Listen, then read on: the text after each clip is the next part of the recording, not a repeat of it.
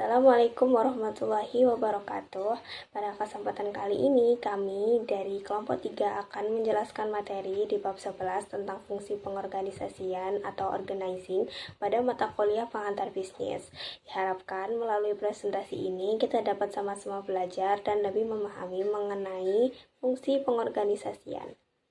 Sebelum masuk pada pemaparan materi, izinkan saya memperkenalkan anggota kelompok 3 terlebih dahulu.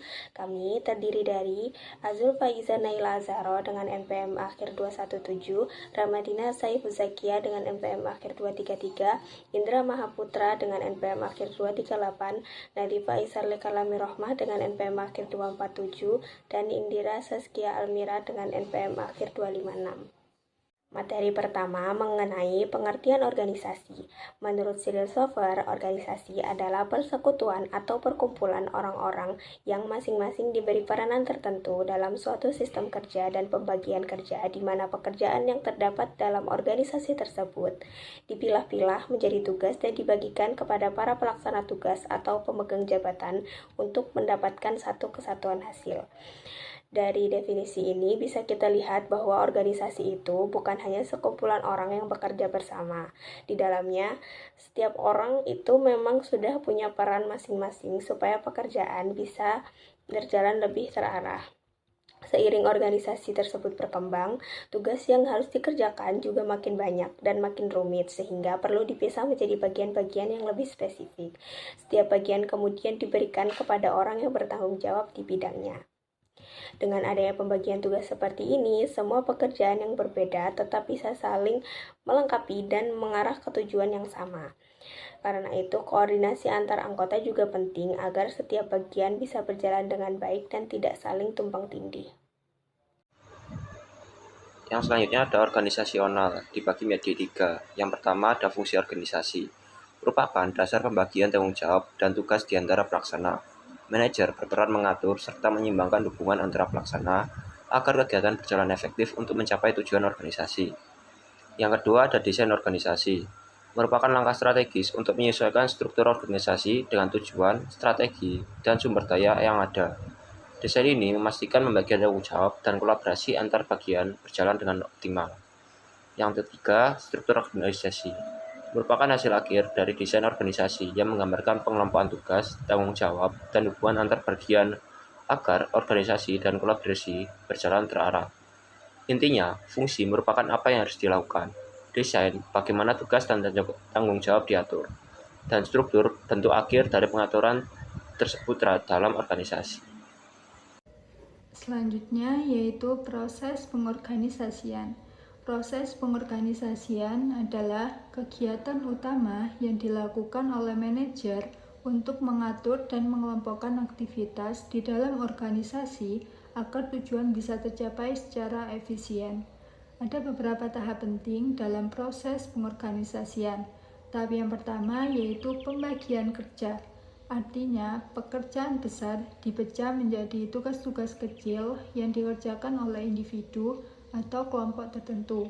Tujuannya agar pekerjaan lebih efisien dan hasilnya lebih baik. Contohnya, dalam perusahaan ada pembagian kerja di bidang keuangan, produksi, riset pemasaran, dan sebagainya.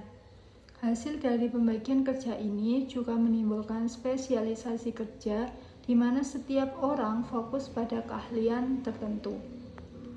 Tahap yang kedua adalah departementalisasi, yaitu pengelompokan tugas-tugas dan sumber daya manusia ke dalam beberapa bagian atau departemen yang memiliki kesamaan fungsi.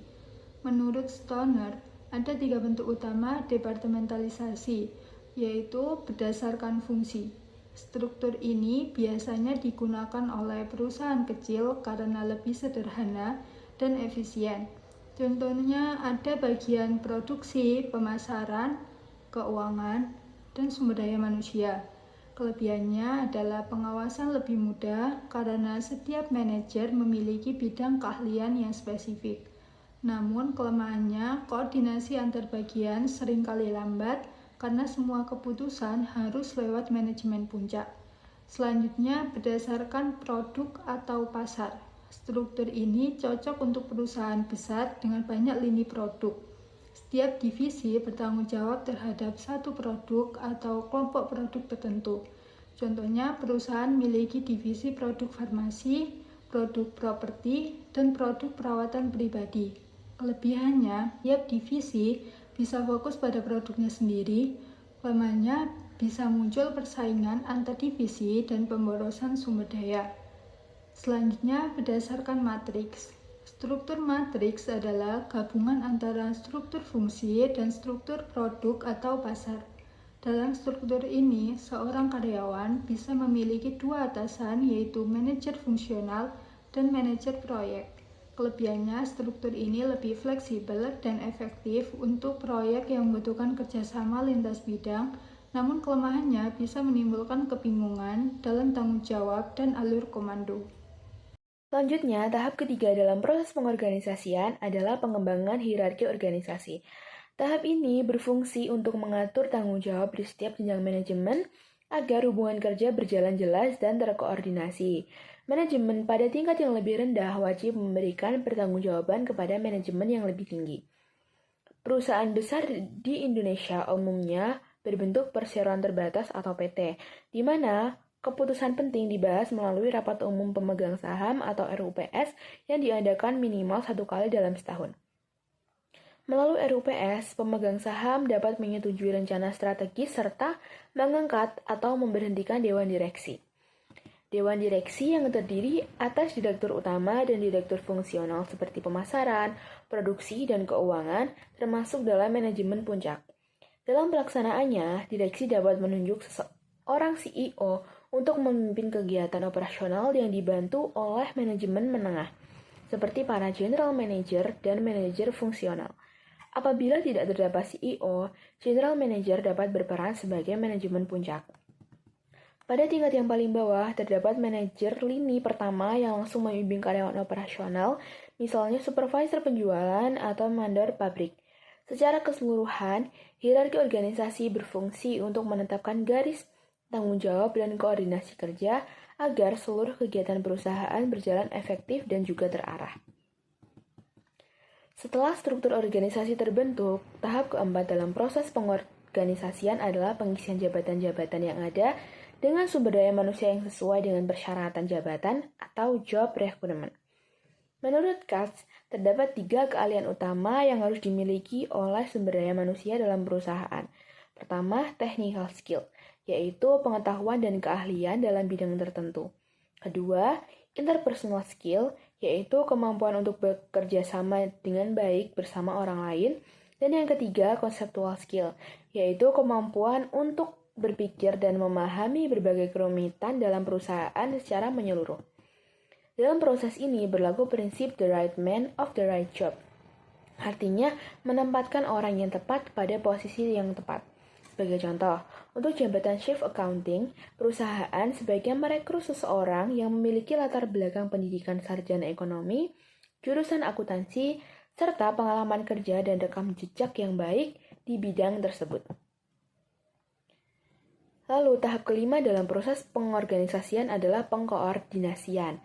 Tahap ini mencakup berbagai kegiatan untuk memadukan tugas-tugas dari setiap departemen agar seluruh aktivitas perusahaan berjalan terintegrasi dan mengarah pada pencapaian tujuan perusahaan.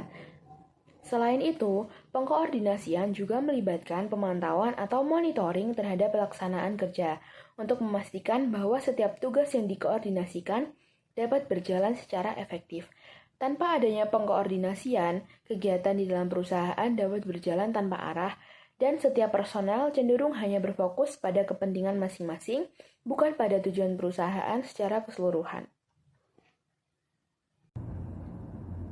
Pada slide ini, saya akan membahas faktor-faktor yang memengaruhi struktur organisasi. Menurut Jones dan George, dalam Solihin tahun 2009, ada 4 faktor utama, yaitu lingkungan organisasi, strategi, teknologi, dan sumber daya manusia. Pertama, lingkungan organisasi.